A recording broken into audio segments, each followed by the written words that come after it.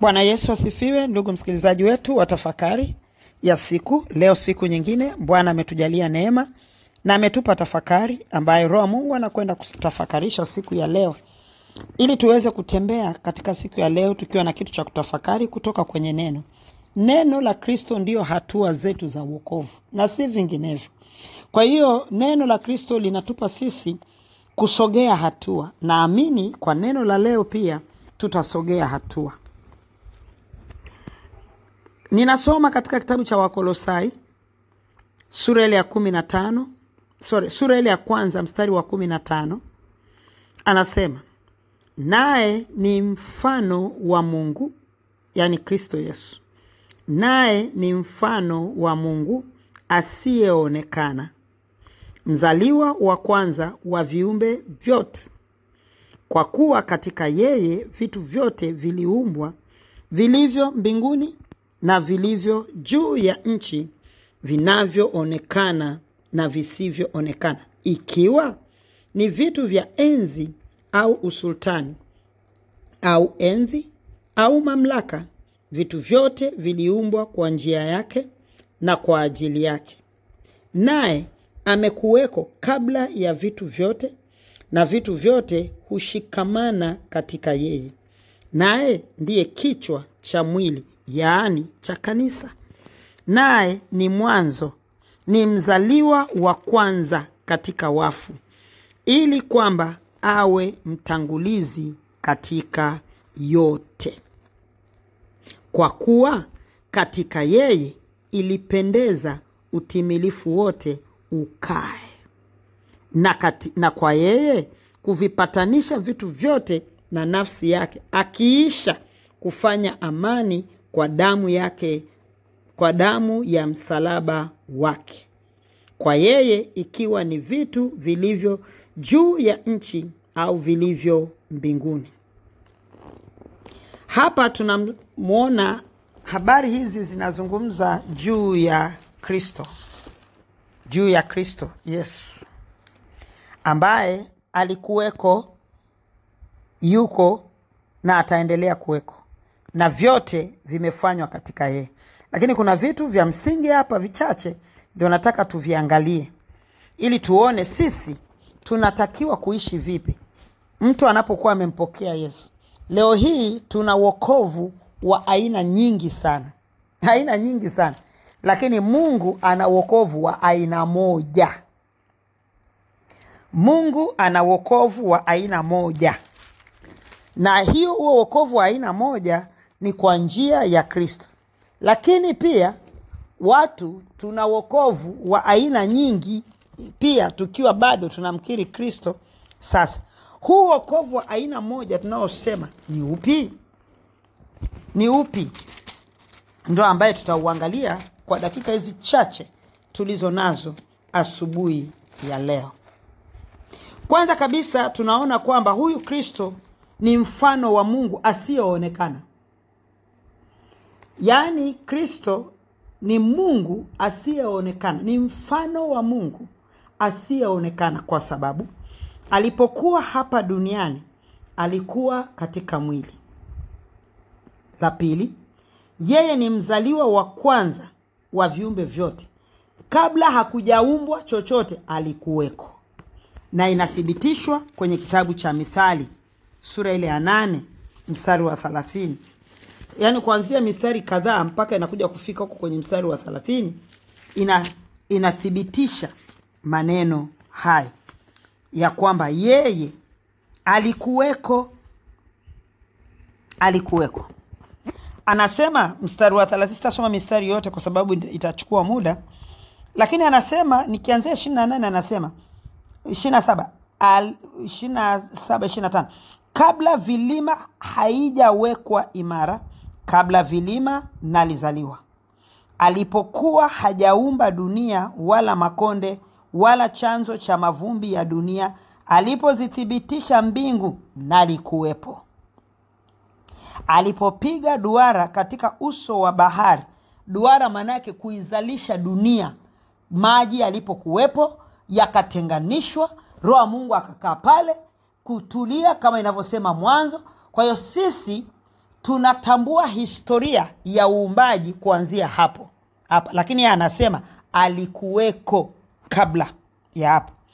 Chanzo cha mavumbi ya dunia, anasema alipokuwa hajaiumba dunia wala makonde alikuwepo, akitengeneza mduara katika uso wa bahari, alipofanya imara mawingu alikuwepo, chemchemu za bahari zilipopata nguvu alikuwepo, alipoipa bahari mpaka wake, kwamba maji yakae yasiasi amri yake. Ndio hapo nataka sasa uelewe, mwanadamu tunaasi amri ya Mungu. Bahari haijawahi kuasi, bahari haijawahi kumwasi Mungu.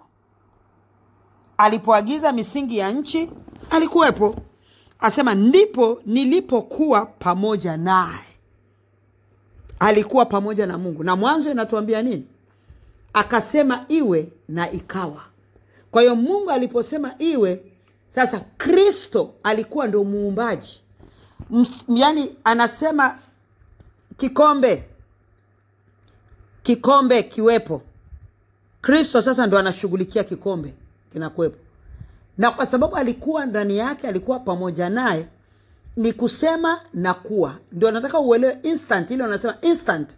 Saa hiyo nayo inakuwa.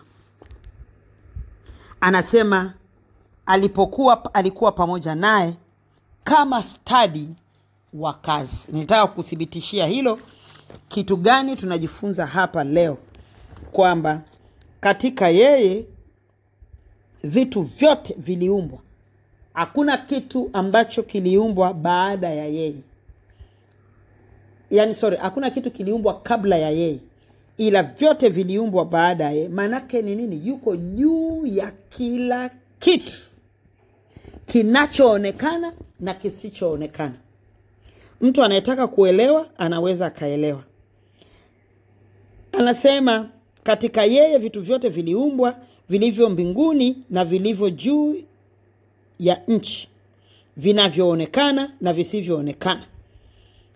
Ikiwa ni vitu vya enzi, ni vya sultani, ni vya enzi, ni vya mamlaka, ni vitu vyote kwa njia yoyote, yani kwa jinsi yoyote, yeye ndio alihusika na alikuweko kabla ya vitu vyote hivi. Sasa tafakari yetu ya leo imebeba uchache sana, lakini wakututaka sisi tuweze kutambua Kristo ni nani. Kwa hiyo tafakari yetu ya leo inatuingiza kwenye kumjua Kristo ni nani. Yamkini ulimjua tu Kristo kwamba ndiyo anauweza, ndiyo maana ukawa unaomba ili afanye kitu kwako, afanye muujiza kwako, upate hiki na kile. Lakini nataka leo umjue Kristo kwa sura nyingine, kwamba huyu Kristo ambaye tunaisema habari zake, ambaye ndiye tunaisema kwamba ni mwokozi wa ulimwengu, Kristo, kila kitu kilichoko kinainama mbele zake. Na kila kitu kilichoko, including na huyo shetani mnayemwogopa, kinainama mbele zake Kristo. Sasa kumpokea Kristo kama Bwana na Mwokozi wa maisha yako ni kuanguka kwenye miguu yake na kusema yeye ni Bwana na ni muweza katika yote. Na unapoanguka kwenye miguu yake na kusema yeye ni Bwana na ni muweza wa yote, ina maana huna Bwana mwingine isipokuwa yeye. Na hapa anasema vitu vyote vinavyoonekana viliumbwa, vilikuwepo baada ya yeye. Sasa swali linakuja, je, Kristo anashindwa na nini? Jibu ni hakuna. Tatizo liko wapi? Tatizo liko kwangu mimi, ambaye Kristo ameshindwa kudhihirisha uweza wake wa kuwepo na uweza wake wa kuwa juu ya mamlaka zote na kila kitu chote. Sasa Mungu atusaidie ili tuweze kutambua ya kwamba wewe ama mtu anayempokea Kristo kuwa Bwana na Mwokozi wa maisha yake ameingia mahali salama sana kuliko ambavyo anavyoweza kufikiria, endapo ataelewa huyo Kristo aliyempokea ni nani. Kwa sababu shida tulionayo ni kumtambua, kumjua, kumwelewa Kristo ni nani. Sasa kumwelewa Kristo ni nani, leo tambua kwamba kabla chochote hakijaumbwa alikuwepo.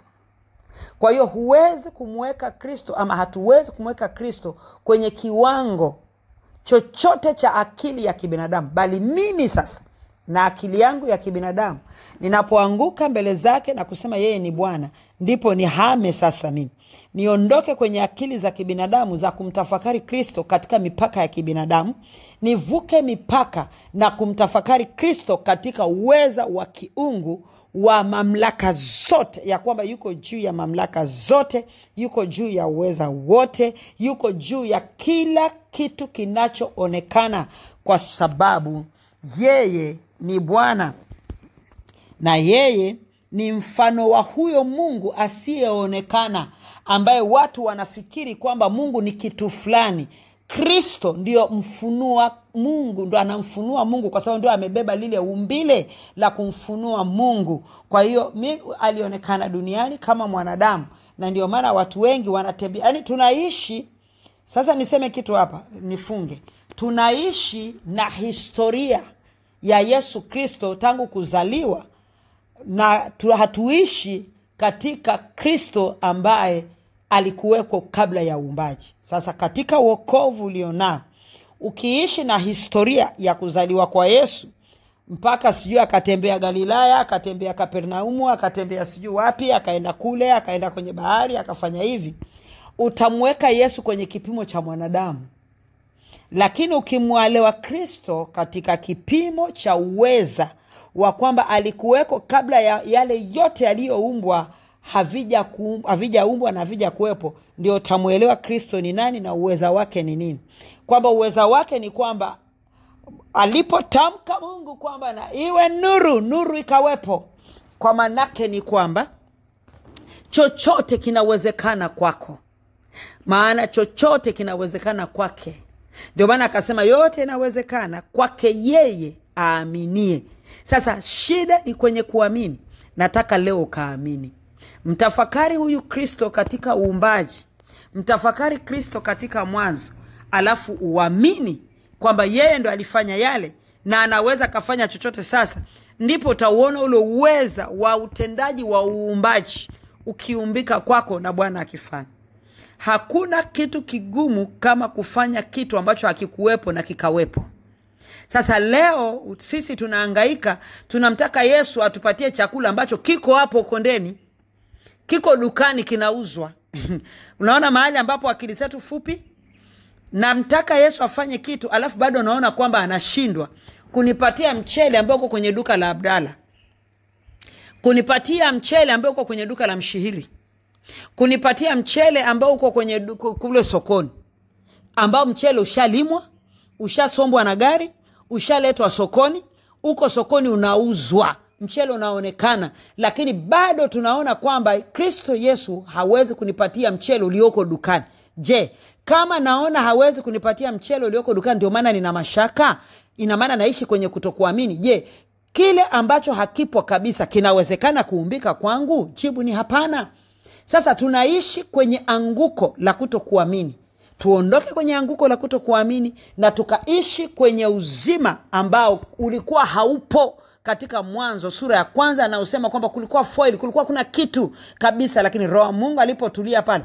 Kwa maana wewe unachotakiwa kufanya ni kitu gani? Mruhusu Roho wa Mungu achukue nafasi yake katika maisha yako. Atulie hapo kama alivyotulia kwenye vile vilindi vya maji ambapo kulikuwa hakuna kitu, kulikuwa ni giza, kulikuwa ni ukiwa, lakini alipotulia Roho wa Mungu na Mungu akatamka iwe, na ikawa.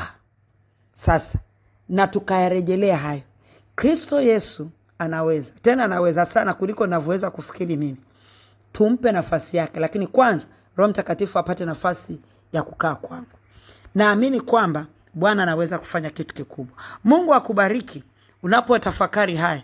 Tafakari sana ili uweze kuelewa na kuingia ndani kwamba inawezekanaje. Inawezekana, maana mimi ni shahidi. Mungu akubariki.